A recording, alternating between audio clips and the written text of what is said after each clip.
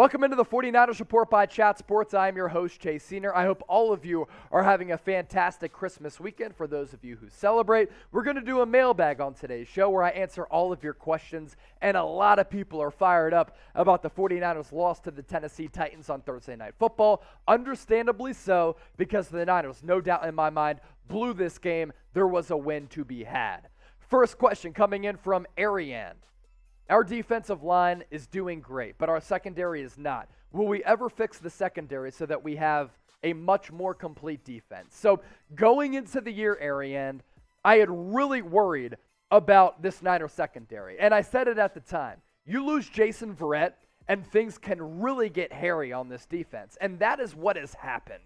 You've had a couple of injuries happen after that Jason Verrett injury, who's a really good cornerback when healthy. Unfortunately for him, he suffered a bevy of injuries throughout his career. And when you have a thin secondary, week in, week out, what you have to do is rely on the defensive line to get consistent pass rush. And while this defensive line has been great, led by Nick Bosa's 15 sacks on the year, Arden Key has been very good as well. So too is Eric Armstead, ever since he's been shifted to the interior of that defensive line. DJ Jones, Jordan Willis, Samson Ebukam, all these guys have gotten in on the action. But here's the problem, is that you can't rely on the pass rush to get home every single game on every single snap, because offenses can adjust to that. They can decide to get rid of the ball quickly, like they did on Thursday Night Football to A.J. Brown, where there were those quick trigger passes to allow him to pick up some yards after the catch or carve the Niners up on third downs. The defensive line is great, but you can't rely on the defensive line every single snap to generate a pass rush to make up for your weak secondary. Hopefully this offseason, the Niners can address that position group. A couple of really intriguing names are going to be free agents. J.C. Jackson, Stephon Gilmore. Do the Niners want to pay big money to those guys? To be determined. Mamba G, 33K. Trade Jimmy Garoppolo for a pack of gum. Now it's funny. I mean, look, after that Thursday Night Football loss, Garoppolo threw two bad picks. One in the end zone on that pass intended for George Kittle. The other one, he floated that ball far too high for Deebo Samuel. Really bad interceptions and decisions from Jimmy Garoppolo. But that is such a reactionary statement to make and a prisoner of the moment type of comment. Because Jimmy Garoppolo from weeks 8 to 15, according to the analytics, and I don't always look into the analytics. Sometimes the eye test tells you otherwise. But according to the data, and really the eye test, from weeks 8 to 15, he was the most efficient quarterback in the National Football League. The only problem with Jimmy Garoppolo is the highs are extremely high, the lows are extremely low, and when he's playing very efficient football, he's excellent. When he's bad, he's bad. And tonight, we got the bad Jimmy Garoppolo, which is the problem when you lean on him in the heat of a playoff race. Comrade, does this game change if you think Lance starts next year? Again, it kind of goes back to my point from that last question. Jimmy Garoppolo has gone on stretches where he has been a fantastic quarterback, especially in the guts of the game in clutch situations. 95 yards right down the field, down the Titans' throats to tie that game up at 17-17. And you're like, where has this Garoppolo been all game? I think the problem with Jimmy Garoppolo is when he's in a situation like that, he doesn't have to think too much. When he has to think too much and process and he feels pressure, that's when he starts to get wonky, and that's when he starts just overthrowing cats. And that's when he starts to get inaccurate. And that's when he starts to just overthink things, when he just has to think too much and there's too much mental processing going on in his brain. And a 2-minute drill at the end of the game or end of the half, he doesn't have to think. He just goes. He sees the read, he sees the throw, and he makes it. That's the problem with Jimmy Garoppolo, and that's what's so frustrating is because you see this elite level of play, and then the lows are just like, dude, what are you doing? Now, a lot of people after that Titans loss are saying, Kyle Shanahan, this goes to show you why he is not an elite head coach. Now, going into this matchup, the Niners had won 5 of 6, so I still think he's elite, and I think at times tonight he was elite. I just want to see what he can do with Trey Lance, a guy who can unlock a different dimension on this offense. So let me ask you this, Niner gang. Is Kyle Shanahan an elite head coach? Type Y for yes, type N for no. Get those votes in the comment section right now.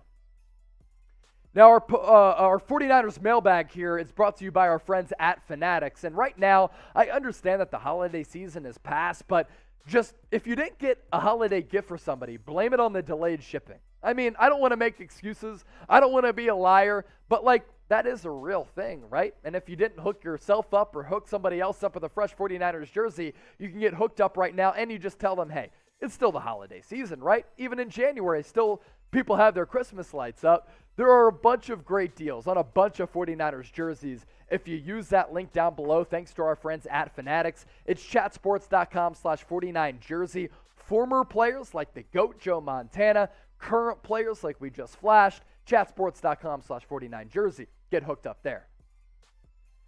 Dr. Jaspreet, defense was the worst today. Worst game they played this year. I disagree, honestly, doctor. And I'll call you doctor. I won't call you daddy. I'll call you doctor. In the first half, the Niners defense was lights out.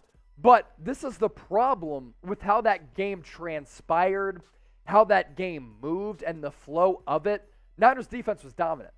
But you can't rely on the defense to be that dominant from the start of the game to the end of the game. And here's also what you have to factor in. The Niners didn't convert that fourth down conversion, which led to a Titans touchdown. Advantageous field position for the Titans offense. I'd put the blame there on the Niners offense. Also, Jimmy Garoppolo interception in the end zone early in this game. If he completes that, I think this is a different game. That other pick that he threw gave the Titans points as well because he threw that in enemy territory. So the defense, in my opinion, played well. It's the offense that lost this game on Thursday Night Football. Jameer Canada, what's up with Lenoir? You know what? I actually don't know because he started week 1 against the Detroit Lions. He got the start in week 2 against the Philadelphia Eagles. And then ever since he got benched, he's gotten spot playing time. But the last couple of weeks, it's been Ambry Thomas who has gotten the starts. So that's 3 straight starts for Ambry Thomas. And I actually thought he played really well tonight. Probably his best game as a starter and as a pro. Because last week against the Atlanta Falcons, he got beat on some 50-50 balls. Tonight, he won some of those 50-50 balls. So that's technique, that's awareness. As for Lenoir, haven't seen a lot of him. Would he be much worse than Josh Norman? Probably not.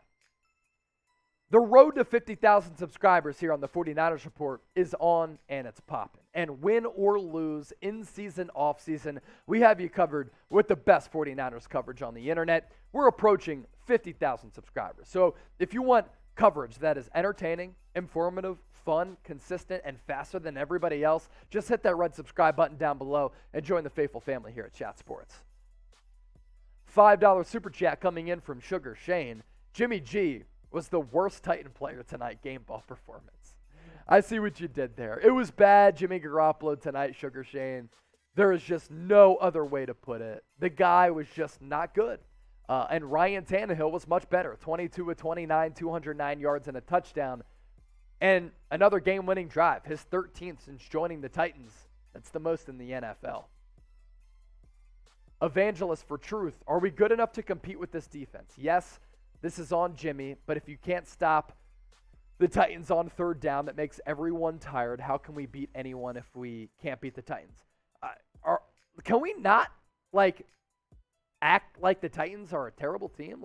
The Titans just won their 10th game of the year, man, in the AFC.